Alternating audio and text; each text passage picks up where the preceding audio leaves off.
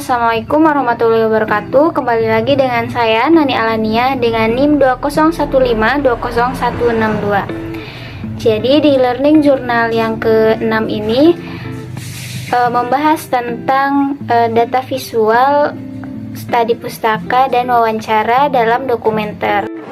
Jadi yang pertama wawancara. Nah, apa itu wawancara? Studi wawancara menurut Bojeva dan Nogerbeck, pentingnya wawancara yang bersifat in-depth untuk menggali detail informasi dan menyampaikan informasi, sehingga dapat mempengaruhi pembuat film dalam mendapatkan informasi melalui tanya jawab untuk mempersempit fokus penelitian. Nah, hal ini sering digunakan untuk memahami sebuah peristiwa atau pemikiran yang kompleks, sehingga secara estetika pun wawancara akan lebih fleksibel untuk diatur sesuai dengan estetika yang diinginkan sutradara. Reardon juga menjelaskan pada dasarnya wawancara in-depth atau wawancara secara mendalam adalah perbincangan untuk mencari informasi dan juga berargumen. Sebelum memulai wawancara, alangkah lebih baiknya mencari terlebih dahulu informasi mengenai narasumber yang akan kita lakukan wawancara. Nah, dari sinilah pertanyaan akan mulai muncul dan terkait dengan apa yang kita tidak ketahui dan kurang paham mengenai narasumber akan terjawab.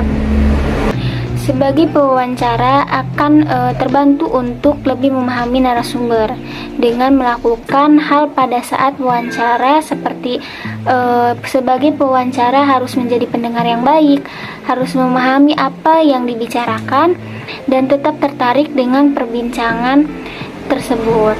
Kemudian memperhatikan intonasi suara yang antusias dan ketertarikan kepada narasumber dalam membahas topik tersebut. Kemudian akan membuat suasananya menjadi lebih nyaman dengan mendengarkan. Kemudian pewawancara jangan memotong pembicaraan narasumber karena akan dapat membuat situasi tidak nyaman. Nah, hal itu benar banget ya.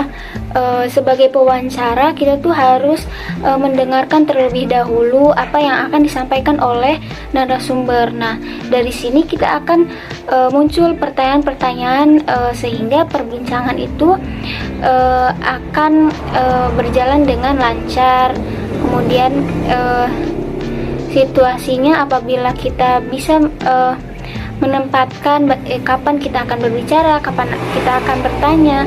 Nah, hal itu akan membuat suasananya itu menjadi nyaman, sehingga narasumber tidak akan merasa bahwa dia itu terintimidasi atau seperti apa ya. Jadi mereka itu tidak canggung kepada kita, tidak canggung dalam menjawab pertanyaan-pertanyaan dari pewawancara.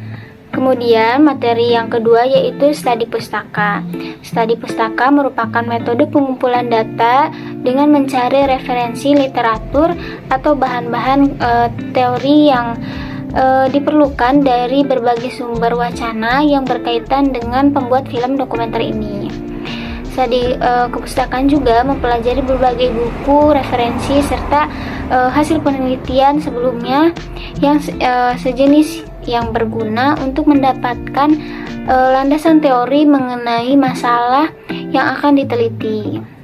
Studi kepustakaan berarti teknik pengumpulan data dengan melakukan penelaah terhadap buku, literatur, catatan, serta berbagai laporan yang berkaitan dengan masalah yang ingin dipecahkan. Sedangkan menurut ahli, studi kepustakaan merupakan kajian teoritis, referensi, serta literatur ilmu lainnya yang berkaitan dengan budaya, nilai, dan norma yang berkembang pada situasi sosial yang diteliti. Baik dalam penelitian maupun menulis buku, apapun jenis dan genrenya dijamin akan dibutuhkan studi pustaka. Melakukan studi pustaka juga membutuhkan waktu yang sangat lama karena membutuhkan tenaga dan kita harus membaca terlebih dahulu referensi tersebut untuk merangkai kata-kata yang akan kita tulis di kajian yang akan kita lakukan. Studi kepustakaan memiliki beberapa tujuan. Yang pertama, menemukan suatu masalah atau topik. Nah, proses ini membantu membiasakan diri melakukan studi kepustakaan. Sebab dengan membaca banyak buku, artikel, atau jurnal, maka pembuat film akan menemukan lebih banyak topik yang akan dibahas atau dilakukan untuk membuat film. Kemudian yang kedua, mencari informasi yang relevan. Studi kepustakaan juga bertujuan untuk membantu pembuat film atau penulis untuk menemukan informasi yang relevan. Misalnya mengusung topik tentang gangguan mental dalam film dokumenter. Nah, kemudian tujuan yang ketiga yaitu mengkaji teori yang relevan dengan masalah atau topik yang ingin dibahas ke dalam karya film dokumenter yang dilakukan. Tujuan yang keempat yaitu memperdalam pemahaman dan pengetahuan pembuat film. Jadi dengan melakukan studi kepustakaan dapat memperdalam dan dapat memperdalam pemahaman atas topik yang dipilih oleh pembuat film, serta pembuat film dapat menambah pengetahuan sehingga nantinya ketika akan membuat film akan menemukan topik menarik sebagai topik film dokumenter. Kemudian materi yang ketiga yaitu data visual.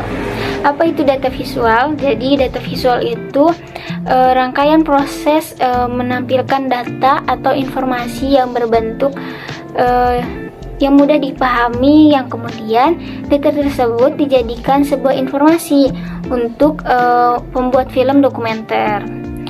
Pentingnya data visual dalam film dokumenter untuk menjaga keberhasilan dalam proses pembuat film dokumenter.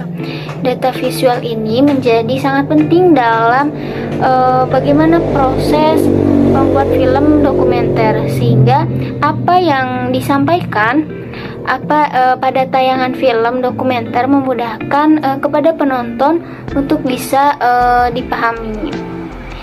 Jadi pesan yang disampaikan dalam film dokumenter dapat dipahami oleh penonton. Kemudian jenis dan bentuk dari data visual yaitu ada diagram, yaitu diagram batang, diagram garis, kemudian ada juga tabel. Baik, hanya itu saja materi yang saya sampaikan dalam Learning Journal ke-6 ini. Cukup sekian. Wassalamualaikum warahmatullahi wabarakatuh.